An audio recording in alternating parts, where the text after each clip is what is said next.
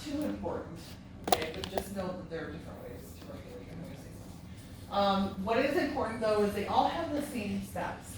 So when you're trying to figure out homeostatic feedback loops, you're always going to start with a sensor, or excuse me, stimulus.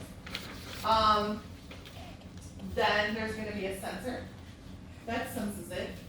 There's an integrator that compares a signal to a set point. There's some type of an effector, like a tissue or an organ. There's a response and a result, okay?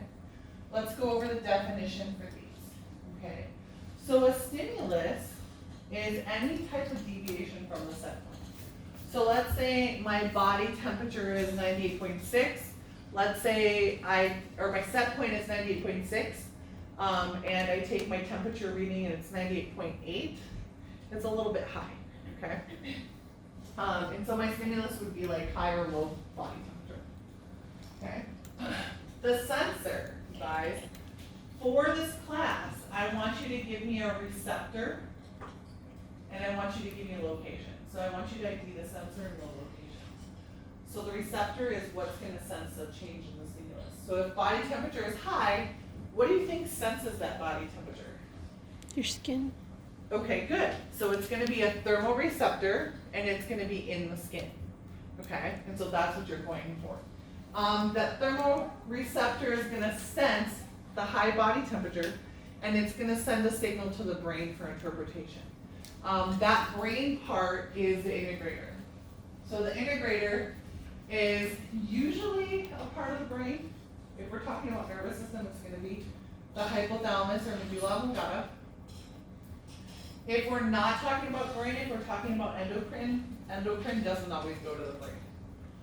Okay, so for body temperature, do you know what part of the brain interprets body temperature? Signals. I'll give you two choices: medulla oblongata and hypothalamus. Good, hypothalamus. It's a higher level functioning, and so it's going to be the hypothalamus. So the hypothalamus, if you guys can picture the hypothalamus, it gets the signal, hey, body temperature is high, it compares it to a set point. Hey, my set point is 98.6. Body temperature is too high, so what is the hypothalamus going to tell the body to do? Bring it back down, so by sweating, etc., right? And so the integrator is going to be a part of the brain, so that's your hypothalamus. It's going to send a signal to the effector. What's the effector? It's usually an organ or a tissue. In this case, it's going to be the skin, right? So your sweat glands and your blood vessels in the skin. And then the response is whatever change that the effector does. So what is the skin blood vessels going to do, or what are the skin blood vessels going to do? They're going to dissipate? They're going to dilate, Okay. right? Yeah. And so that's going to cause you to dump heat from the surface. So you notice when you're hot, your cheeks are all rosy, your skin's all red, right? Because you're dumping heat out. What happens to the sweat glands? Increase or decrease sweat? Increase, so you're going to be sweating. Okay, so it's actually the action of the effector. Like, what is the action or what is the response?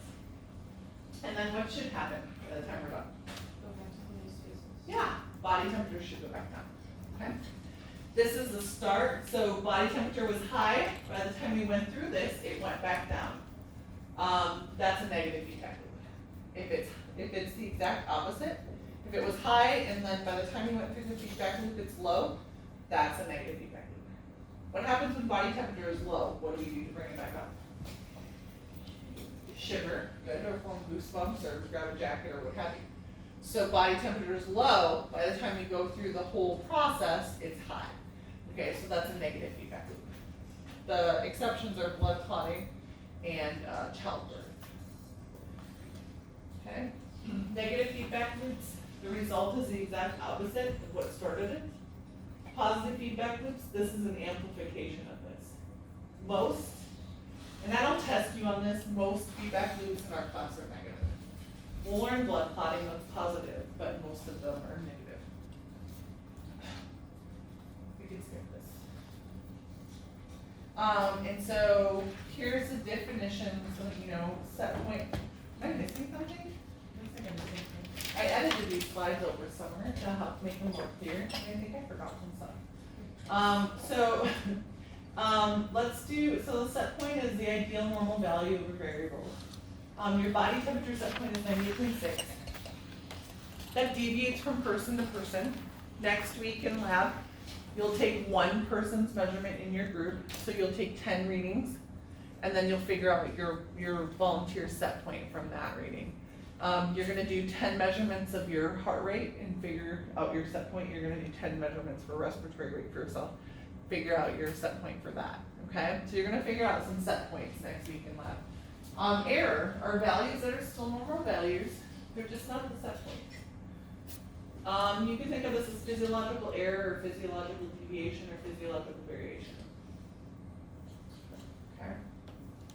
And so this is why I think I skipped something and deleted something. So I go right into temperature regulation. I think I'm missing a slide. And so, but that's okay. So body temperature regulation. So let's do an increase in body temperature, right? What's our sensor again for this? Good. Thermoreceptors, where are they located? In the skin? In the skin, good. Okay, thermoreceptors in the skin. You have them in the hypothalamus too, but skin is fine. You should practice writing this out. So know the generic definitions for these guys. And then know relating to body temperature, know relating to high blood sugar. So these guys sense body temperature. Is it high or low? It's high. Okay, so they're gonna sense the high body temperature. They're gonna send those electrical impulses or those action potentials to the brain. What part of the brain deals with body temperature? The hypothalamus does. Okay, so hypothalamus. Hypothalamus is gonna compare it to a set point. So your hypothalamus is like, oh, well, my set point is 98.7, and my body temperature is 99.1. It's high. It needs to come back down. So your hypothalamus is gonna send a signal out to your skin to bring body temperature back down, okay? So your effector is gonna be your skin, blood vessels, and sweat glands. So you're just identifying the effector at this range. You're not telling what it does, okay? And then the response is what it does. So your blood vessels and your skin are gonna vasodilate, they're gonna dump heat at the surface. Your sweat glands are gonna release heat as sweat, okay? And then, by the time you're done, you should have a drop in body temperature.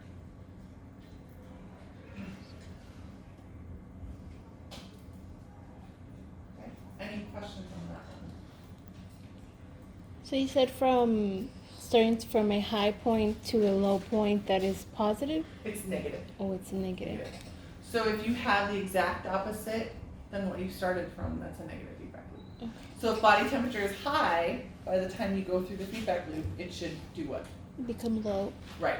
And if it's low, it's gonna go up, right? So that's a negative feedback loop. Positive would be like blood clotting. Like you have clotting factors, that releases more clotting factors, releases different clotting factors, activates different clotting factors until you have a clot. And so that's a positive feedback loop, where you have amplification, keeps going. And it won't come back down because No. eventually it would just Clot. stop. It And stops. that's Yeah. okay. Yeah, and so those are different, like same thing with childbirth. The baby starts pushing against the cervix, that causes oxytocin contractions. More oxytocin is released with those contractions, more oxytocin release, more contraction, until the baby's finally out of the birth canal, and then everything stops. And so it's like amplification of the stimulus. So you get amplification instead of shutting down the process. Good. Disturbance. Let's talk about a disturbance for a second. A disturbance is something that prevents you from getting back to your set point. Okay, so disturbance means you can't get back to your set point. So if body temperature is high and you're going through a disturbance process, can you bring it back down to set point? No. If body temperature is low and you're going through a disturbance, can you bring it back up?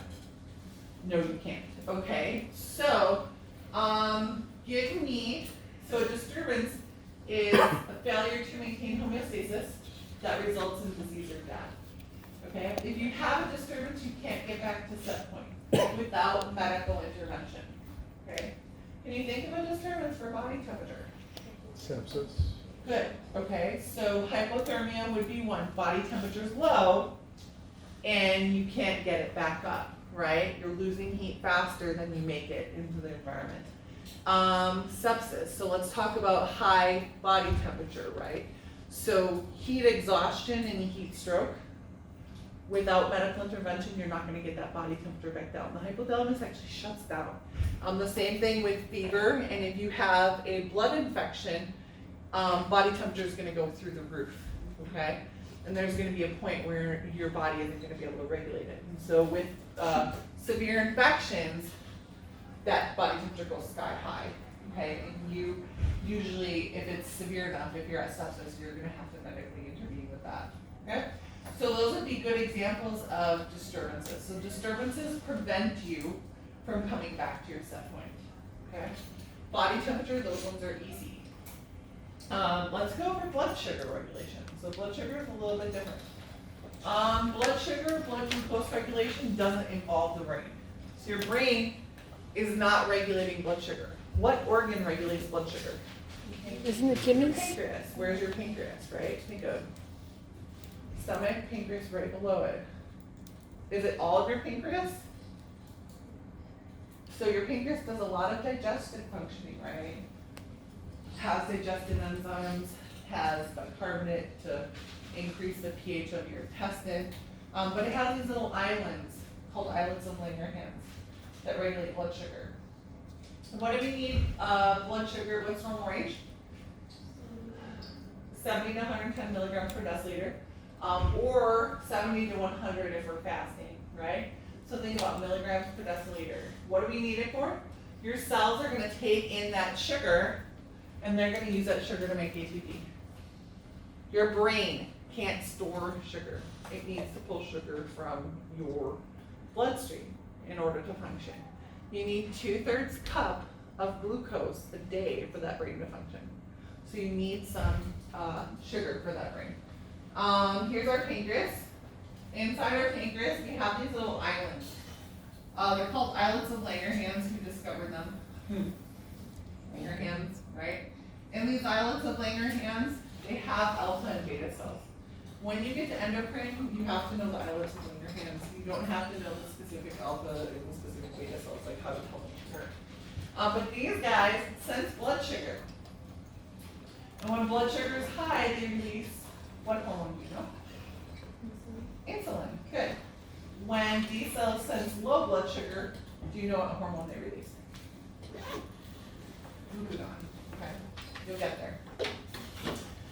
So here's your homeostatic feedback loop for high blood glucose. So let's say we eat a meal, blood glucose goes high. It shouldn't really go up to 120, but like 110 milligrams per deciliter. And what's the sensor for that? Your sensor is going to be your beta cells. So your beta cells in your islets of Langerhans in your pancreas. These guys are going to sense that high blood sugar. And they're going to dump a hormone into the blood. What hormone do they dump into the bloodstream? Insulin. So they're going to dump insulin. So this really isn't a step. This would be your stimulus. This would be your sensor. What's the target tissue? What's your effector for this? It's going to be your body cells, your adipose, your liver, and skeletal muscle. So insulin's going to bind to receptors. They're actually GLUT receptors. They're GLUT4 receptors. Insulin's going to bind to receptors on the surface of those cells, and they're going to pop open, and they're going to let glucose inside the cell. And so your body cells will, in essence, sort of drink up the glucose. They'll take whatever glucose they need. Your liver and skeletal muscle are going to take in glucose. They're going to store it as glycogen for later. And your fat cells are going to convert it to adipose and store it for later. Okay? And so that would be the response that happens. And by the time all these guys are done, what do you have at the end? What's your result? A drop in blood glucose. It should be within normal range. Okay? That's how it works normally. And notice how it doesn't go to the brain. Your pancreas regulates blood sugar on its own. Okay? What if you can't make enough insulin? What if you have antibodies that attack these cells and make them non-functional? And you can't release enough insulin, or the insulin doesn't bind to your body cells effectively? Are you ever gonna get back down to set point? No. No, and so that is, what do we call that? A disturbance, okay? What disease is it though? Would that be diabetes? Good. Diabetes mellitus. Type 1 is where the pancreas isn't releasing enough insulin. Type 2 is where insulin can't bind to those cells effectively. Okay, type 1 is usually juvenile onset, where this is usually an immune system disorder or hereditary. Type 2 is your insulin's being released and they don't bind to those body cells as well. Type 2 is usually in adults. It's usually obese adults who eat a lot of simple sugars because, you know, you eat sugar, within 10 minutes blood sugar spikes, insulin spikes right along with it, so it's the same thing. So blood sugar spikes, insulin spikes, blood sugar spikes, insulin spikes. You know, you're doing this, what, 4 times a day for like 10 to 20 years, that insulin spike, those insulin bind to the cells, and the cells are just get resistant. They get worn out, they become resistant to the insulin. And so they don't respond to that insulin. And so one way we can do that is we can add more insulin, or we can add different drugs like the metformin or what have you that are gonna help the insulin bind to the receptors better. There's a lot of different things you can do. But at that point, it's a disturbance and it's a disease state. Okay? And you have to have medical intervention for that. Okay? And so diabetes mellitus is going to prevent you from getting back to your set point, your result. Type 1 is where insulin is not being made from the pancreas. Type 2 is where insulin can't bind to your cells effectively. Those group 4 receptors aren't sensitive. And so the disturbance, blood sugar is going to remain high, and that's a disturbance. It's going to prevent you from getting your blood sugar back down. Okay. Okay, look it over. We'll get into carbs, lipids, proteins, and nucleic acids on Monday. And then we'll cover a little bit of this in lab on Monday. All right? And if you have any questions, you can ask me.